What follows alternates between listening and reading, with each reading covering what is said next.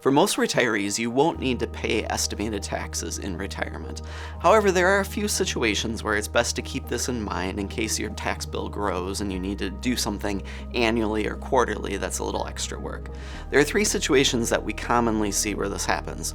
The first is if you have a lot of capital gains. That means you have something like a brokerage account where you've sold some securities and you got a gain, and that's caused some taxes. You need to keep an eye out for that. The second situation would be very similar to that with dividends and interest. This is where stocks or bonds in your investment portfolio have generated some income for you, and you may need to pay taxes on that because usually you won't have that within the account itself.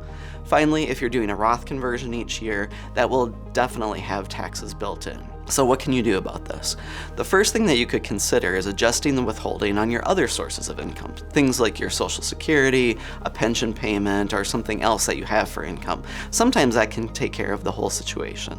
It's best to try to estimate what your total tax bill will be using a program like Holistiplan or a tax prep software, something where you can actually come up with a mocked up 1040 where it says you're going to owe this much in tax and you might need to pay something in. Finally, if you do owe some tax, it's good to check out the IRS's tools for paying these things online now. It's a lot easier than writing a check and throwing it in the mail.